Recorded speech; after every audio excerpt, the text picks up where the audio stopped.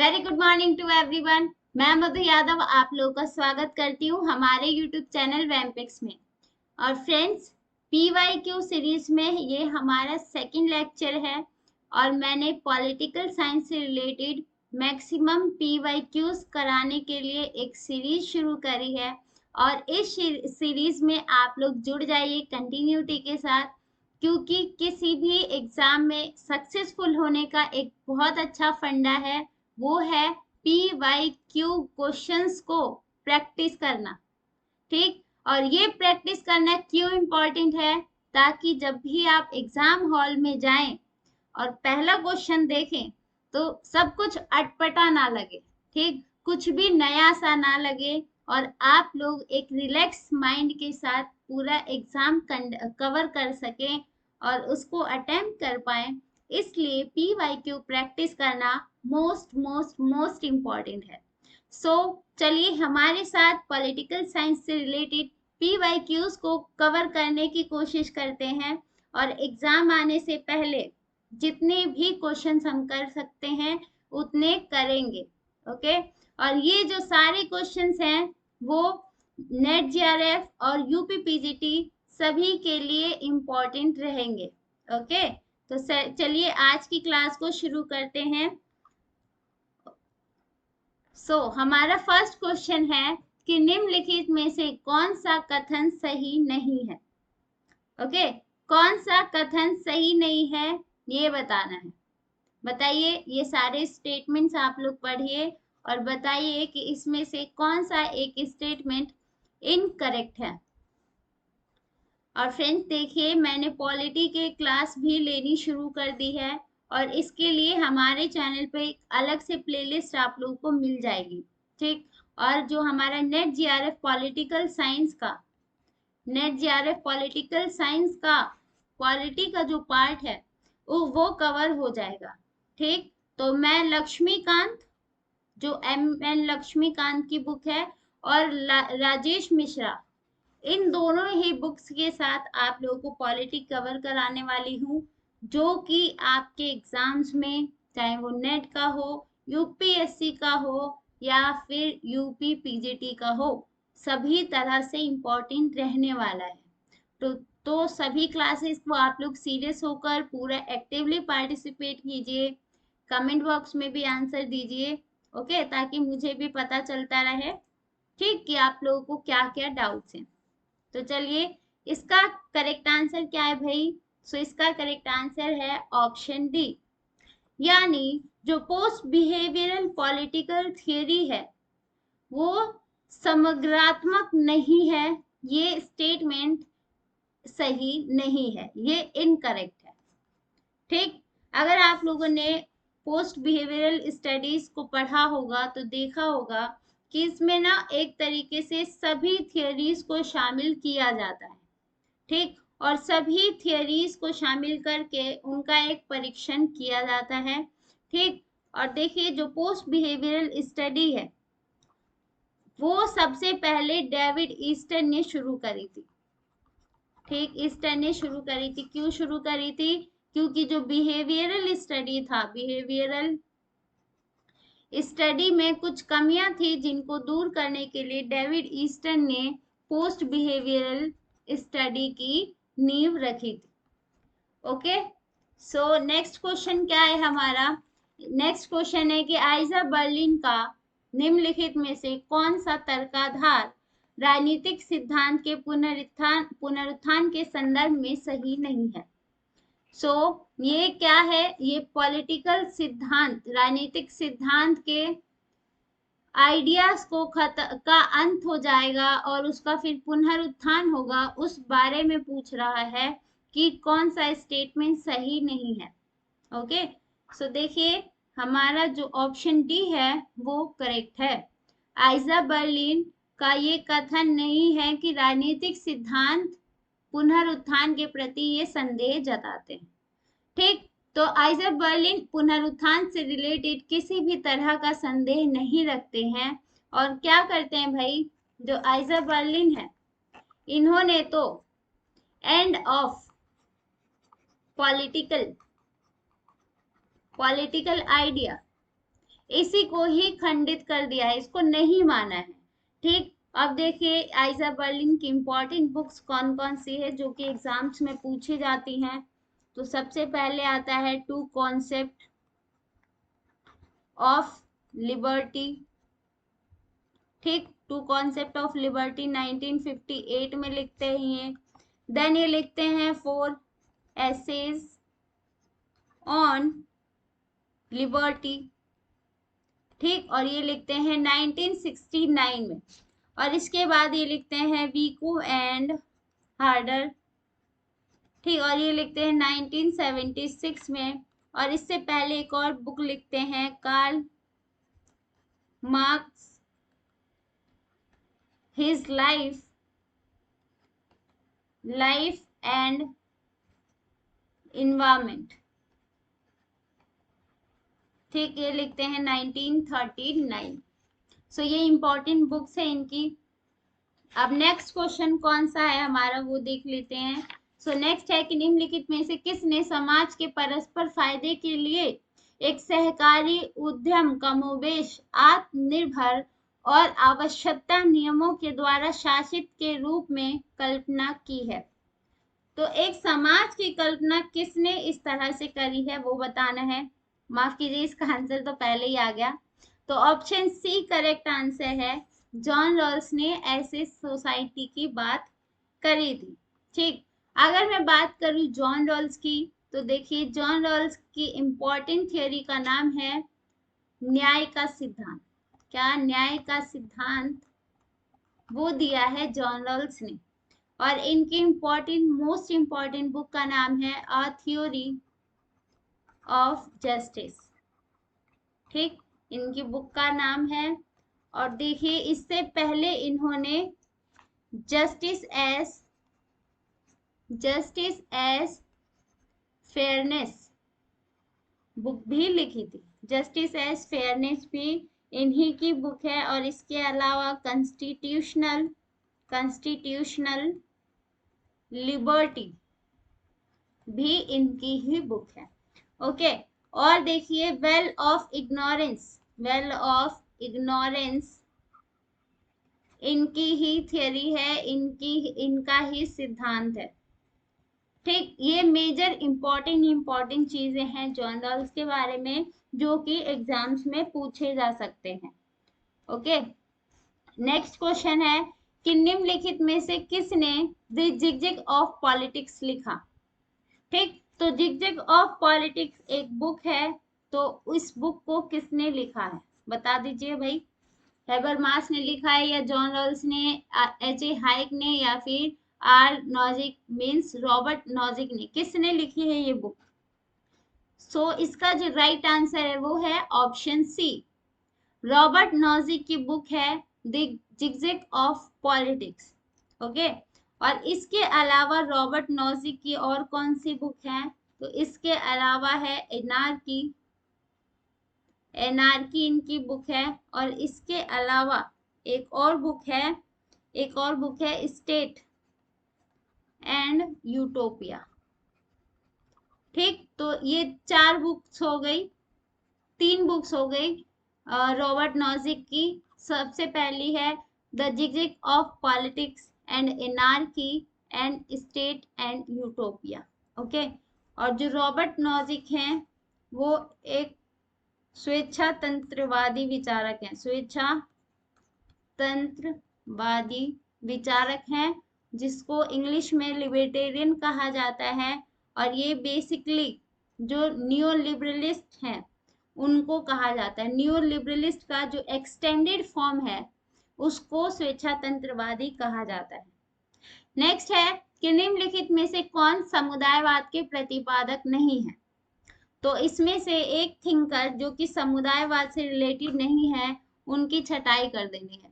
तो बताइए कि इसका करेक्ट आंसर क्या है। सो देखिए इसका जो करेक्ट आंसर है वो है ऑप्शन डी, फ्रेडरिक हाइक जो हैं वो समुदायवादी यानी कम्युनिटेरिज्म के थिंकर नहीं है। और जो मैकिंटायर है, माइकल सैंडल है, माइकल वल्जायर हैं, ये तीनों के तीनों एक कम्युनिटेरिज्म के थिंकर्स हैं। ओके, लेकिन जो फ्रेडरिक हेयक हैं वो एक लिबरलिस्ट थिंकर है, न्यू लिबरलिस्ट थिंकर। ओके, और ये जो नियो लिबरलिस्ट थिंकर हैं, और बेसिकली जो फ्रेडरिक हेयक है, हेयक ने वेलफेयर स्टेट की आलोचना करी थी, उसका क्रिटिक किया था। क्यों किया था भाई? क्योंकि हेयर का मानना था कि जो स्टेट है वो कल्याण के नाम पर, वेलफेयर के नाम पर एक ह्यूमन बीइंग के इंडिविजुअल लाइफ में इंटरफेयर कर रहा है, और जो स्टेट है वो ह्यूमन बीइंग को, इंडिविजुअल को कंट्रोल करने की कोशिश कर रहा है। इसलिए क्या करना चाहिए हमको, इसका समाधान क्या है भाई? तो आप लोग स्टेट को सीमित कर दीजिए, उसको सिर्फ दो ही काम दीजिए कि वो दूर से बैठ के स्टेट, जो समाज है वो किस तरह से अच्छे से काम कर सकता है और उसको कैसे सुरक्षा प्रदान किया जाए, यानी सिक्योरिटी और लॉ एंड ऑर्डर का काम, केवल यही दो काम स्टेट को सौंपे जाएंगे, और जो बाकी काम है वो इंडिविजुअल खुद कर सकता है according to here. Next question है कि निम्नलिखित में से कौन लोकतंत्र की विशेषता नहीं है? ओके, तो बताइए कि कौन सा डेमोक्रेसी जो वर्ड है उसको डिफाइन नहीं करता है। इसका जो राइट आंसर है वो है ऑप्शन डी, यानी जो 4 स्टेटमेंट्स यहाँ दिए हुए हैं वो सारे ही स्टेटमेंट्स डेमोक्रेसी को एक अच्छे से डिफाइन कर रहा है। ठीक, यानी जो डेमोक्रेसी है वो राजनीतिक समानता की बात करता है। ओके, और डेमोक्रेसी में और क्या होता है, सभी नागरिकों को इलेक्शन में पार्टिसिपेट करने का हक होता है, चाहे उनका नस्ल, लिंग, रंग या धर्म कुछ भी हो। तो इन सभी बेसिस पे एक डेमोक्रेटिक स्टेट में कोई भेदभाव नहीं किया जाता। ओके, और नेक्स्ट है कि जो डेमोक्रेटिक स्टेट होता है उसमें वयस्क मताधिकार का अधिकार होता है, और इसके अलावा और क्या होता है भाई, जो राजनीति है वो पूरी तरीके से इक्वालिटी पर बेस होती है, और उसमें क्या होता है, एक व्यक्ति एक मत, और एक मत एक समान होता है, यानी एक इंडिविजुअल एक ही वोट देगा। ठीक, और एक इंडिविजुअल की जो काउंटिंग है, ठीक, उसकी जो गुणवत्ता है वो दूसरे इंडिविजुअल के वोट के बराबर होगा। ठीक, नेक्स्ट है हमारा कि बुक्स दिए हुए हैं और राइटर्स दिए हुए हैं, तो ये बताना है कि कौन सा किसका करेक्ट आंसर है, कौन सा किसका इंपॉर्टेंट बुक है और किसने कौन सी बुक्स लिखी हैं। ठीक, तो बताइए इसका करेक्ट आंसर क्या होगा। कमेंट बॉक्स में आंसर देते रहिए। ओके, और वीडियो को ना शेयर भी कर दीजिए अपनी फ्रेंड्स के साथ, और लाइक जरूर कीजिए, और अगर चैनल को सब्सक्राइब नहीं किया है तो इसको सब्सक्राइब भी कर लीजिए। तो बताइए कौन सा इसका करेक्ट आंसर है। यहाँ पर आप लोगों को कोड दिए हुए हैं, तो कोड भी देख सकते हैं आप लोग। इसका जो करेक्ट आंसर है वो है option A. Option A correct answer है 4321। यहाँ पर लिख देते 4321, यानी ब्रैनबेरी की बुक है the liberal theory of justice, and Susan Moller Okin की बुक है justice, gender and family, and Amartya Sen की बुक है idea of justice, and Tom Campbell की बुक है जस्टिस।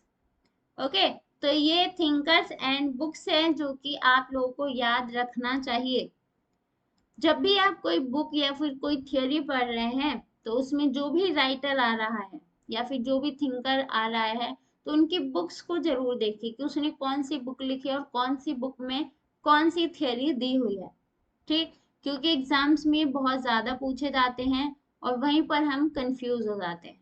ठीक, जैसे कि यहाँ पर देखिए अमृत्य सेन की बुक दी हुई है आइडिया ऑफ जस्टिस, और सेम इसी तरह की बुक है a theory of justice, theory of justice. अभी हमने बात करी थी इस बुक की, किसने लिखी है, रॉल्स ने। ठीक, ये रॉल्स ने लिखी है। तो स्टूडेंट्स ना इसमें बहुत ज्यादा कंफ्यूज हो जाते हैं, तो इसलिए आप लोगों को ये चीजें प्रैक्टिस करनी पड़ेंगी। ठीक, तो चलिए नेक्स्ट आगे देखते हैं। नेक्स्ट क्वेश्चन है कि मार्क्स के अधिशेष मूल्य सिद्धांत की निम्नलिखित में से कौन सी विशेषता नहीं है। ठीक, तो अतिरिक्त मूल्य का जो सिद्धांत कार्ल मार्क्स दे दे हैं उनके बारे में ये क्वेश्चन है पूरा। तो बताइए कि इसमें से कौन सा करेक्ट ऑप्शन नहीं है। ठीक, तो बताइए भाई कि कौन से मैच कर रहे हैं कि भाई ये तो कार्ल मार्क्स ने कहा था और ये कार्ल मार्क्स से रिलेटेड है, और कौन सा नहीं है। तो ऑप्शन आप लोगों के सामने है, आंसर आप लोगों को सेलेक्ट करने हैं। तो बताइए कौन सा करेक्ट आंसर है, और कमेंट बॉक्स में अपने आंसर दीजिए। वीडियो लाइक एंड शेयर जरूर कीजिए। और इस तरह से एग्जाम आते आते ना हम लोग बहुत सारे क्वेश्चन प्रैक्टिस कर लेंगे। ठीक, तो प्रैक्टिस जोर शोरों से शुरू कर दीजिए, बस एग्जाम्स होने ही वाले हैं या फिर कभी भी अनाउंसमेंट हो सकती है कि कब एग्जाम होंगे। ओके, चलिए बताइए इसका करेक्ट ऑप्शन क्या है। तो इसका करेक्ट आंसर है ऑप्शन सी, यानी मार्क्स से रिलेटेड है first statement, second statement and third statement. यानी जो अधिशेष मूल्य का सिद्धांत है वो रिकार्डो ने जो थ्योरी दी थी अधिशेष मूल्य के सिद्धांत की, उसी का एक एक्सटेंडेड फॉर्म है।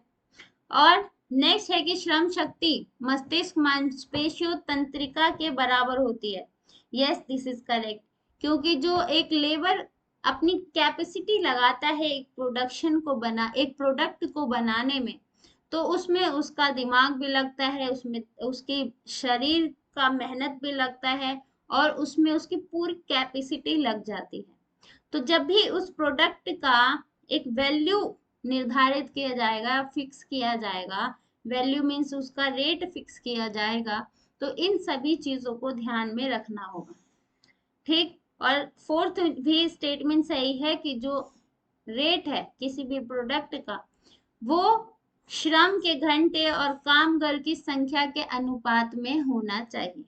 ठीक, यानी जब भी उसका भुगतान एक लेबर को उसको पे किया जाएगा, तो उसके श्रम, उसने किस हद तक किसी प्रोडक्ट को लगाने के लिए, किसी प्रोडक्ट को बनाने के लिए कितना श्रम लगाया है, उन सभी चीजों को इंक्लूड करके तब उसको पे किया जाएगा।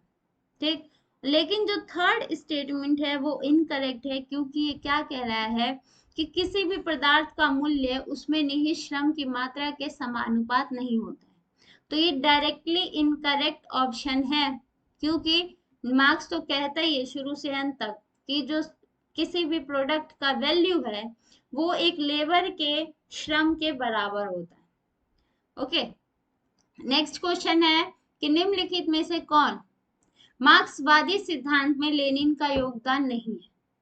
तो इसमें से किस में लेनिन ने बिल्कुल भी योगदान नहीं दिया हुआ है। ओके, तो बताइए इसका कौन सा करेक्ट ऑप्शन है। माफ कीजिए कि निम्नलिखित में से कौन मार्क्सवादी सिद्धांत में लेनिन का योगदान है। ठीक, तो इसमें से कौन कौन सी ऐसे स्टेटमेंट्स हैं जिससे ये प्रूफ होता है कि हाँ भाई लेनिन ने इसको आगे जाकर बढ़ाया था, इसका प्रमोशन किया था। तो देखिए इसका करेक्ट आंसर है ऑप्शन बी, यानी जो कि मार्क्स ने सर्वहारा वर्ग के बारे में बात की थी, तो लेनिन ने भी सर्वहारा वर्ग के डेवलपमेंट के लिए और उनकी क्रांति के लिए बहुत अच्छे से काम किया, और उन्होंने एक पार्टी बना ली थी सर्वहारा वर्ग की। और इस पार्टी का क्या काम था, इस पार्टी का काम था कि जब सर्वहारा वर्ग क्रांति करेगी तो उसको ये पहले भी गाइड करेगा, और क्रांति के बाद सर्वहारा समाज कैसे काम करेगा उसके लिए भी गाइड करेगा। ओके, जो ऑप्शन थर्ड है यहाँ पर, जो ऑप्शन थर्ड है कि दुनिया के पहले सर्वहारा राज्य के पुनर्निर्माण के लिए भी लेनिन ने विचार रखा था। ठीक, कि पहला सर्वहारा वर्ग जो सर्वहारा राज्य है उसका निर्माण कैसे किया जाएगा, मार्क्स ने भी इसकी बात की थी और लेनिन ने भी इसमें अपना योगदान दिया था।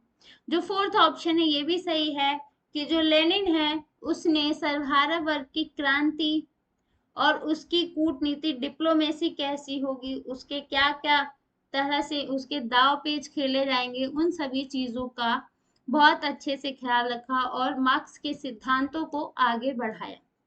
ठीक, लेकिन जो इसका सेकंड ऑप्शन है वो इनकरेक्ट है यहाँ पर, क्योंकि पूंजीवादी साम्राज्यवाद का उनका सिद्धांत, जिसमें पूंजीवाद को उन्होंने मध्यवर्ती चरण के रूप में माना। ठीक, मार्क्स ने जब ये कहा कि जो पूंजीवाद है वो मध्यवर्ती चरण में आ जाएगा, लेनिन ने इसमें कोई योगदान नहीं दिया। नेक्स्ट क्वेश्चन है कि निम्नलिखित में से कौन एक विचारधारा की विशेषता नहीं है। ओके, निम्नलिखित में से कौन एक विचारधारा की विशेषता नहीं है। तो यहाँ पर देखिए किस विचारधारा की बात की जा रही है भाई, तो राजनीतिक विचारधारा की बात की जा रही है। तो बताइए कि राजनीतिक विचारधारा के संबंध में कौन सा करेक्ट ऑप्शन नहीं है। ओके, तो यहाँ पे इसका जो करेक्ट आंसर है वो है ऑप्शन डी, यानी जो राजनीतिक विचारधारा होती है, पॉलिटिकल जो आइडिया होता है, उसमें किसी भी ग्रुप या क्लास का इंटरेस्ट छुपा होता है, और यहाँ पर क्या कह रहा है कि इंटरेस्ट नहीं होता है, तो इसलिए ये इनकरेक्ट है। ठीक, और जो पॉलिटिकल आइडिया होता है बेसिकली एक बिलीव पर डिपेंड होता है, और कोई भी राजनीतिक दल जब बनता है तो उसका एक एम होता है और उसका एक पॉलिटिकल आइडिया पहले से फिक्स होता है, और ये जो आइडिया होता है वो एक स्पेशल बिलीव पर आधारित होता है।